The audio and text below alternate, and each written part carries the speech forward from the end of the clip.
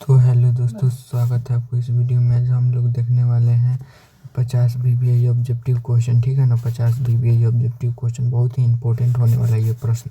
ये सब देख सकते हैं, प्रश्न बहुत ही इंपॉर्टेंट है। ठीक है ना, आपके एग्जाम के पॉइंट ऑफ व्यू से बहुत महत्वपूर्ण प्रश्न है। ठीक है ना, तो आपको पूरा वीडियो देख कर जाना है, क्योंकि यहीं से प्रश्न फंसेगा। ठीक है ना, और सॉल्यूशन भी कराएंगे इस चैनल पर आकर, आप लोग देख लीजिएगा। ठीक है ना, तो ये देखिए हमारा फर्स्ट प्रश्न क्या कह रहा है, देखेंगे ध्यान से।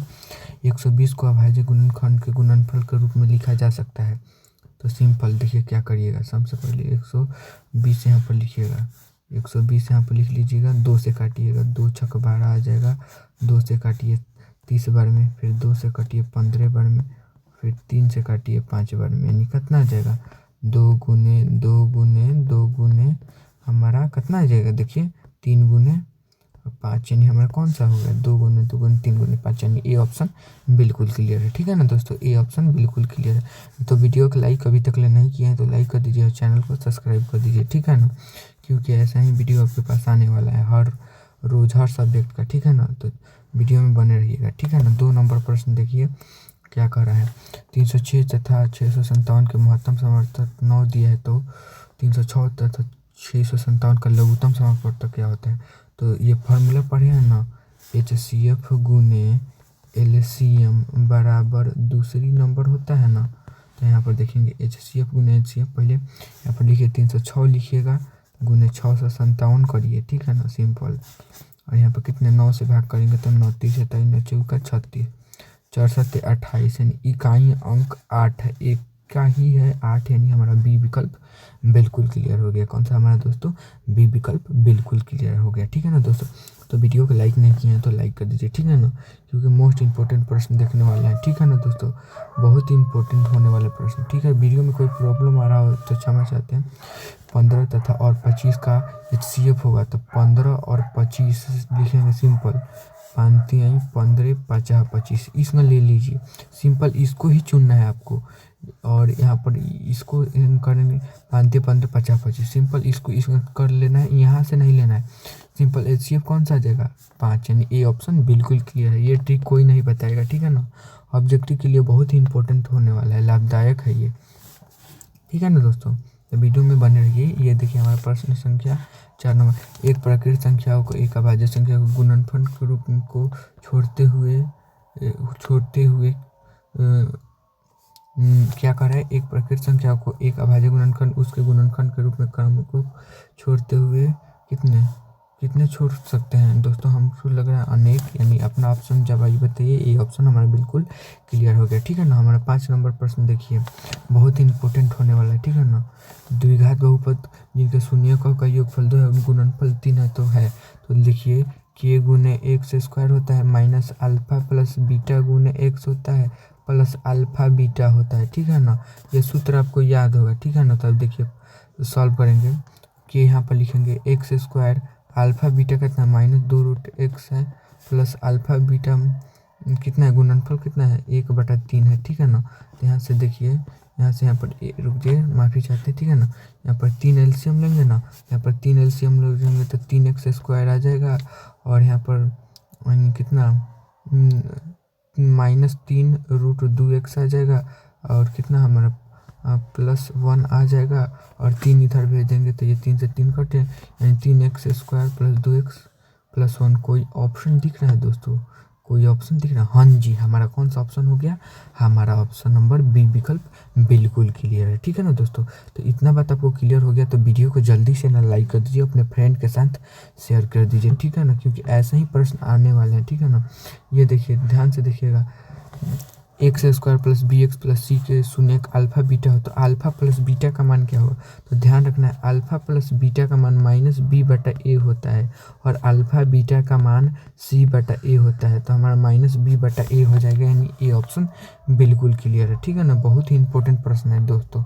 ठीक है ना, ये देखिए यहाँ पर देखिए, यहाँ पर क्या कह रहा है, ध्यान से देखेंगे, ग्राफ भी दिखाएंगे। यदि किसी बहुपद के px के शून्य ग्राफ पर आकृति दिया गया है तो बहुपद के शून्यकों की संख्या होगी। अच्छा ठीक है, देखेंगे शून्यकों की संख्या होगी। यहाँ पर देखिए ग्राफ पर दिया गया है x1 और y1 पर दिया है। इसका जवाब आपको कमेंट बॉक्स में छोड़ देना है। ठीक है ना, कमेंट बॉक्स में इसका जवाब आपको दे देना है। ठीक है ना, क्योंकि ये मोस्ट इम्पोर्टेंट प्रश्न होने वाला है, ठीक है ना दोस्तों, क्योंकि ये मोस्ट इम्पोर्टेंट प्रश्न है, ठीक है ना, मोस्ट इम्पोर्टेंट प्रश्न के कैटेगरी में ही आता है, ठीक है ना। ये देखिए 8 नंबर हमारा प्रश्न क्या कह रहा है, देखेंगे ध्यान से 8 नंबर प्रश्न देखेंगे। समीकरण युग्म a1 plus b1 plus c1 बराबर 0, a2x plus b2y plus c2y बराबर 0। अगर a1 बटा a2 बराबर b1 बटा b2 है, c1 बटा c2 not equal to c1 बटा c2 है, तो इसका हल होगा, तो इसका कोई हल नहीं होगा, सिंपल कोई हल नहीं होगा। हमारा ऑप्शन नंबर सी विकल्प बिल्कुल क्लियर है, ठीक है ना दोस्तों।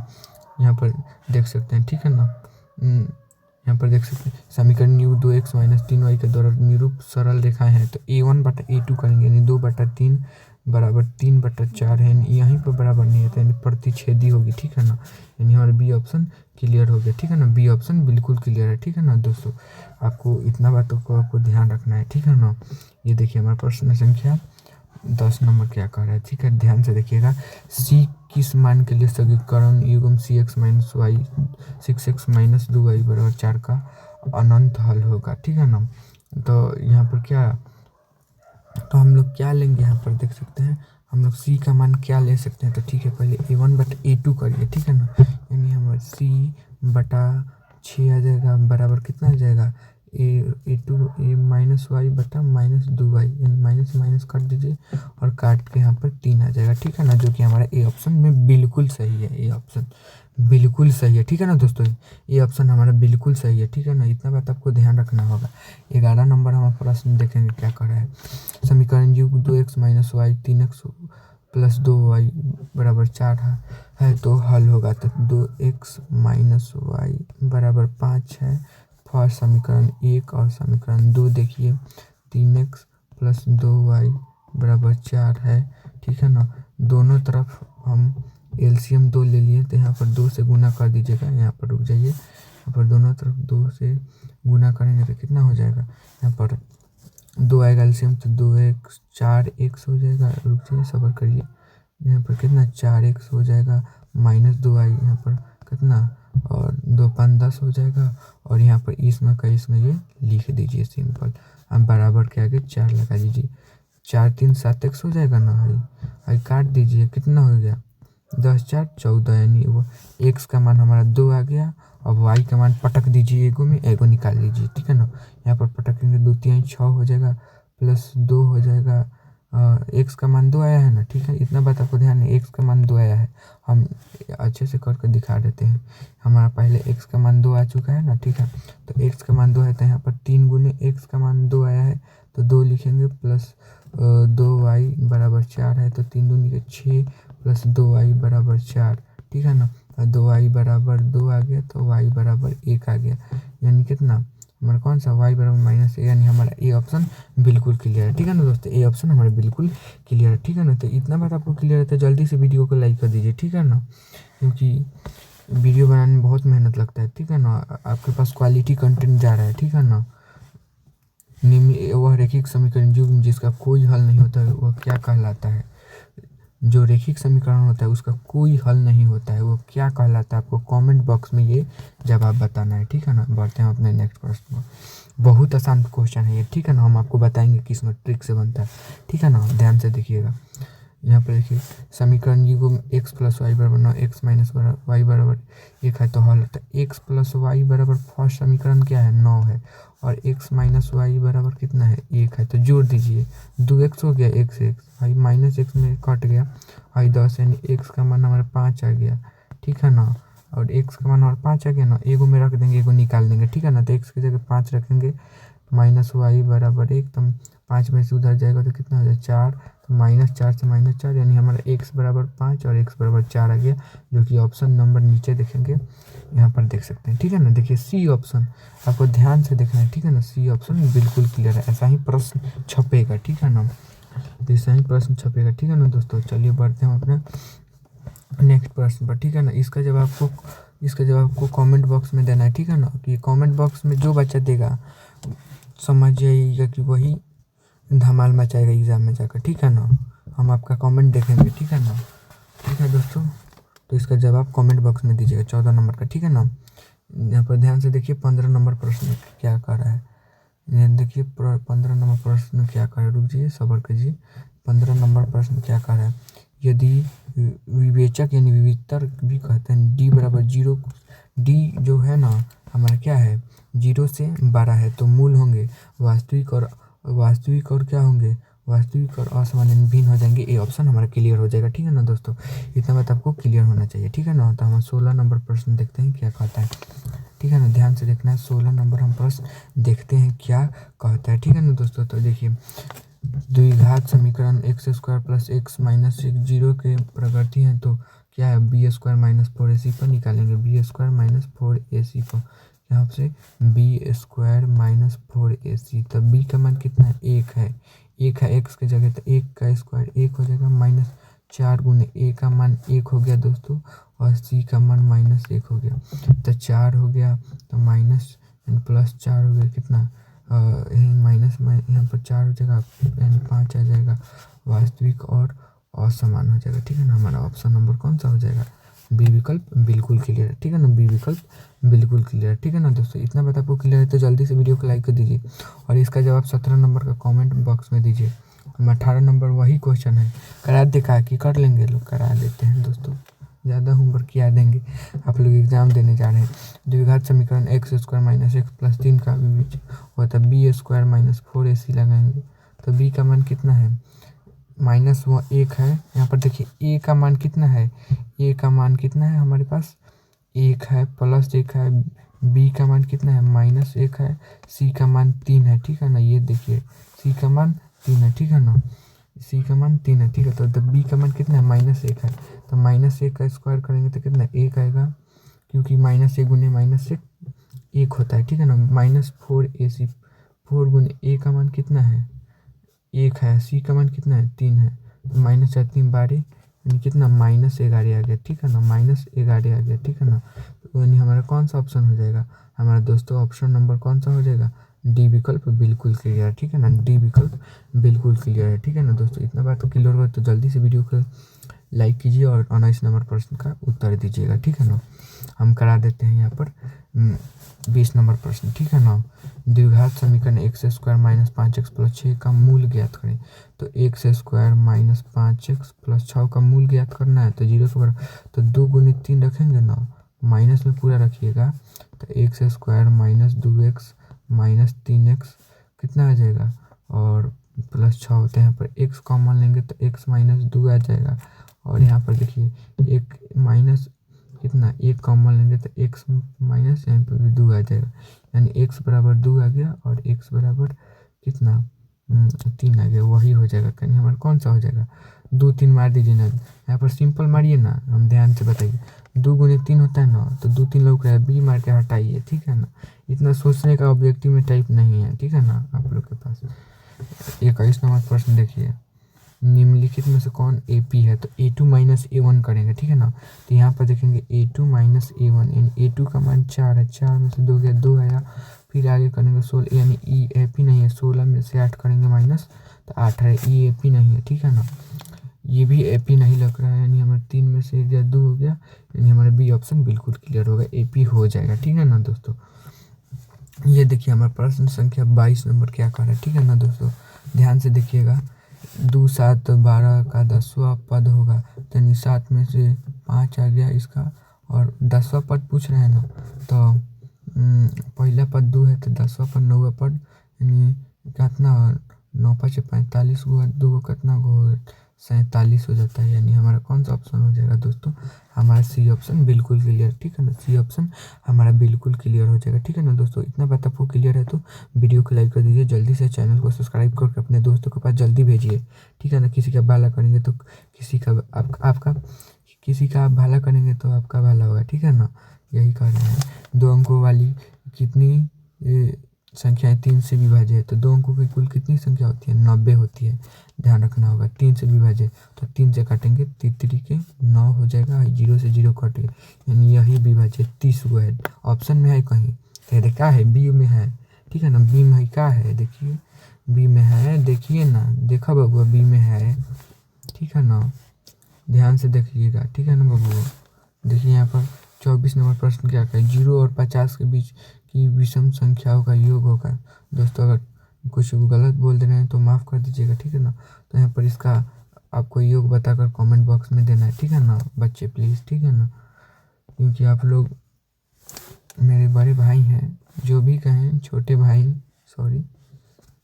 सभी वृत्त होते हैं तो सभी वृत्त क्या होते हैं, संपाती समरूप होते हैं, ठीक है ना दोस्तों, समरूप होते हैं, ठीक है ना, समरूप होते हैं, ठीक है ना, समरूप होते हैं, ठीक है ना। ये मोस्ट इम्पोर्टेंट प्रश्न होने वाला है, ठीक है ना दोस्तों। ये देखिए यहाँ पर ये करा देते हैं। यदि आकृति में डी हजन है ना, इसमें समांतर, ये समांतर का चिन्ह होता है। डी समांतर है बीसी का, डी बी बराबर कितना है 2 है, और कितना है ए ई बराबर कितना है 1.5 है, 1.5 है, ठीक है। और ई सी बराबर कितना है 3 है। तो हमने के पास ए डी का मान पूछ रहे हैं, तो ए डी इसमें लिखेंगे 2 लिखेंगे, 1.5 लिखेंगे, 3 कर देंगे, ठीक है ना। यहाँ पर 1.5 गुने ऊपर 2 चल जाएगा, ए डी बराबर आ जाएगा कितना हमारा, और 3 है जो नीचे, 3 5 15.5 आएगा, यानी 10 नीचे आएगा, 5 दूनी के 10, यानी हमारा एक आ जाएगा, ठीक है ना, काट कूट के 1 आ जाएगा, ठीक है ना। यहाँ पर देखिए कौन सा ऑप्शन हो जाएगा हमारा, ऑप्शन नंबर डी क्लियर है, ठीक है ना। मैं समझा देता हूँ एक और बार, ठीक है ना, ये क्योंकि बहुत ही इम्पोर्टेंट क्वेश्चन है, ठीक है ना। देखिए ए डी का मान कितना है, ए डी का मान, यहाँ पर ए डी का मान निकालना है, और डी बी का मान कितना है 2 दिया है, और ए ई का मान कितना है 1.5 दिया है, ठीक है ना, और इसी का मान 3। तो ए डी यहाँ पर लिखेंगे, ए डी बराबर, ठीक है ना, लिखिएगा 2 गुना है, पक्षांतर हो जाएगा, 2 गुना 1.5 हो जाएगा, 3 से काटेंगे 0.5 बार में कट जाएगा, 0.5 बार में, और 0.5 गुने 2 करेंगे ना, देखिए कितना आ जा रहा है, 2 5 10 की 2 एकम 2, यानी 1 आ जा रहा है, ठीक है ना, 1 है, 1 आ जा रहा है, ठीक है ना दोस्तों। इतना बात आपको क्लियर होना चाहिए, ठीक है ना दोस्तों, इतना बात आपको क्लियर ही होना चाहिए, ठीक है ना, क्योंकि ये बहुत ही इंपॉर्टेंट प्रश्न है, ठीक है ना, सच में। यहाँ पर स्क्रीनशॉट ले लीजिए, लेना है तो, ठीक है ना। देखिए यहाँ पर 2 त्रिभुजों की संगत कोण बराबर हो, ये त्रिभुज समरूप होते हैं तो किस कसौटी से जाना जाता है, इसका जवाब कमेंट बॉक्स में दीजिएगा, ठीक है ना, क्योंकि ब्रीज चैप्टर से है। ये देखिए बहुत ही आसान चैप्टर से आ गया क्वेश्चन, वैसा ही आगे हम करा देते हैं, टेंशन लेने की कोई बात नहीं। ए बी सी तथा पी क्यू आर के लिए कौन सा कथन सत्य है, तो ए बी सी बराबर, तो देखिए पहले सर्गवांशम करेंगे, ट्रायंगल ए बी सी, और ट्रायंगल कितना है, और का ये साइन है, ठीक है ना, ट्रायंगल पी क्यू आर, ठीक है ना। हम बोल सकते हैं क्या भाई, क्या है हमारे पास, बोल सकते हैं ये ए बी बराबर, हम ए बी बराबर बोल सकते हैं कौन सा हो जाएगा, पी क्यू हो जाएगा। तो यहाँ पर कोई में दिया है ए बी बराबर क्यू आर, ये नहीं हो सकता है, ये भी नहीं हो सकता, ए बी बराबर पी क्यू होना चाहिए, ये भी ए बी बराबर हमारा कौन सा होना चाहिए, पी क्यू। कोई है ऑप्शन में, रुकिए, ए बी बराबर पी क्यू, यहाँ पर दिख रहा है ना, यही हमारा करेक्ट हो गया, डी, इसी में आपको उड़ाना है, ए बी है लोग रहा है ना, ए बी बराबर होगा ए बी बराबर पी क्यू। यहाँ पर ऑप्शन देख के एलिमिनेट करिए, उतना सॉल्व मत करिएगा, ठीक है ना, क्योंकि आपका एग्ज़ाम बहुत ही करीब है, ठीक है ना, बहुत ही ज़्यादा पेपर होने वाला है, ठीक है ना, आपको पूरा देख कर जाना है, ठीक है ना, क्योंकि बहुत ये लड़ सकता है प्रश्न जो लाए हैं। 2 त्रिभुजों का संगत भुजाओं का अनुपात 4:9, तो उनके क्षेत्रफल का अनुपात होगा, तो स्क्वायर कर दीजिए, यानी 16:81 हो जाएगा, ठीक है ना, 16:81। डी ऑप्शन बिल्कुल क्लियर है, ठीक है ना, डी ऑप्शन हमारा बिल्कुल सही हो जाएगा, ठीक है ना दोस्तों। ये देखिए 30 नंबर प्रश्न बहुत ही इम्पोर्टेंट है, ये देख कर ही जाना है आपको, ठीक है ना। 30 एक समबाहु त्रिभुज की भुजा 2 है तो उसकी शीर्षलंब की लंबाई होगी, तो उसका क्षेत्रफल का होता है √3/4 ए स्क्वायर, और शीर्षलंब का होता है √3/2 गुने ए, यानी ए का मान 2 है, ए से ए कट गया, यानी ए √3 आ गया, ठीक है ना, ए √3 आ गया। कोई है ए √3 तो कोई है ना, यानी √3 गुने मानिए डी ए ऑप्शन हमारे क्लियर हो गया, ठीक है ना, बहुत ही आसान है, ठीक है ना, आपको घबराने की कोई बात नहीं, ठीक है ना, बहुत इजी प्रश्न है, ठीक है दोस्तों, तो बहुत इजी प्रश्न है, तो जल्दी से वीडियो को लाइक कर दीजिए, आपका काम है लाइक करना, ठीक है ना, तभी तो हम अपना काम दिखाएंगे और लड़ाएंगे क्वेश्चन, ठीक है ना। ये देखिए ध्यान से देखना है, ये देखिए 32 नंबर, एक वृत्त की कितनी स्पर्श रेखाएं हो सकती हैं, कितनी स्पर्श रेखाएं हो सकती है, तो अपरिमेय रूप अनेक, ठीक है ना दोस्तों। ये देखिए प्रश्न संख्या 33 नंबर प्रश्न क्या कह रहा है, ध्यान से देखेंगे 33 नंबर प्रश्न। वृत्त के केंद्र से 13 सेंटीमीटर दूर बिंदु पर स्पर्श रेखा खींचा गया 12 सेंटीमीटर। वृत्त की त्रिज्या क्या होगी, यहाँ पर खींचा गया है तो देखिए यहाँ पर ये है 13 है 12 है, त्रिज्या पूछ रहा है तो 13 का स्क्वायर में कितना 169 होता है और 12 का स्क्वायर 144 होता है, तो घटाएंगे तो 25 आ जाएगा, यानी √5 का हो जाएगा। कौन सा हो जाएगा ऑप्शन, हमारा ऑप्शन नंबर कौन सा हो जाएगा, ऑप्शन नंबर बी विकल्प बिल्कुल क्लियर हो जाएगा। कौन सा ऑप्शन हो जाएगा, बी विकल्प हमारा बिल्कुल क्लियर हो जाएगा। ठीक है ना दोस्तों, बी विकल्प क्लियर हो जाएगा। ठीक है ना दोस्तों, बहुत आसान इजी प्रश्न है। ठीक है ना, ध्यान से देखना है आपको। ये देखिए एक क्यू से एक स्पर्श रेखा की लंबाई 24 सेंटीमीटर, क्यू से केंद्र से दूरी 25 सेंटीमीटर, वृत्त की त्रिज्या होगी तो 25 का स्क्वायर कितना 625 में से 576 घटाएंगे तो 49 आ जाएगा, यानी √7 का हो जाएगा। बहुत ही आसान है, एकदम वैसा ही है। ठीक है ना दोस्तों, एकदम वैसा ही है। इसका जवाब भी कमेंट बॉक्स में दीजिएगा। ठीक है ना, ये देखिए थीटा कोण वाला त्रिज्या वाला त्रिज्यखंड का क्षेत्रफल होता है तो पाई स्क्वायर थीटा बटे 360 होता है। पाई आर स्क्वायर थीटा बटे 360 होता है। ठीक है ना, पाई आर स्क्वायर थीटा बटे 360 होता है। ठीक है ना, ध्यान रखना, पाई आर स्क्वायर थीटा बटे 360 होता है। ठीक है ना, देखिए ये प्रश्न है, वृत्त की सबसे बड़ी जीवा क्या कहते हैं, वृत्त की सबसे बड़ी जीवा को व्यास कहते हैं। ठीक है ना, व्यास कहते हैं। ठीक है ना, ये देखिए प्रश्न संख्या 39 नंबर क्या कर रहा है, प्रश्न संख्या 39 नंबर प्रश्न 39 नंबर 6 त्रिज्या वाले एक त्रिज्यखंड का क्षेत्रफल ज्ञात हो जिसका केंद्र पर 60 डिग्री का कोण हो तो त्रिज्यखंड का पाई आर स्क्वायर थीटा बटे 360। तो पाई का मान 22/7 लीजिए, आर स्क्वायर बराबर 6 × 6, थीटा का मान 60 डिग्री है बटा 360, 6 की 36 हो गया, 6 से 6 कट गया, यानी 22 छक्के 132/7 सेंटीमीटर स्क्वायर है। 122/7 132/7 सेंटीमीटर स्क्वायर। ये ऑप्शन बिल्कुल क्लियर। ठीक है ना दोस्तों, ये ऑप्शन बिल्कुल क्लियर है। ठीक है ना, ये देखिए हमारा प्रश्न संख्या कौन सा 40 नंबर प्रश्न बहुत ही इम्पोर्टेंट है। ठीक है ना, एक घोड़ा का मैदान में 7 मीटर लंबी रस्सी को से बांधा गया तो उस भाग का क्षेत्र बताइए जहाँ घोड़ा चढ़ रहा है। ये देखिए एक घोड़ा है, यहाँ पर बांधा गया है, कहीं यहाँ पर होगा एक रस्सी से, जहाँ 7 मीटर का ये रस्सी है तो इसका क्षेत्रफल पूछा है तो 1/4 गुना लगाइए, पाई का मान 22/7, आर स्क्वायर लगाइए 7 × 7। ठीक है ना, ध्यान रखना होगा, रुकिए करा देते हैं। 1/4 पाई का मान 22/7, आर स्क्वायर 7 × 7, 7 से 7 गए, 2 दूनी के 4, 2 से 11 बार में 11 7 से 77, 154 आ जाएगा। ठीक है ना, बताइएगा जवाब। ठीक है ना, 154 आ जाएगा। ठीक है ना दोस्तों, तो आज के लिए इतना ही दोस्तों, इतना सारा प्रश्न आपको करा दिए हैं। जो भी आपको और प्रश्न चाहिए तो कमेंट बॉक्स में वो अपना कमेंट कीजिए। ठीक है ना दोस्तों, कमेंट बॉक्स में कमेंट कीजिए। ठीक है दोस्तों, तो मिलते हैं अगले वीडियो में। ठीक है, धन्यवाद इतना देर रुकने।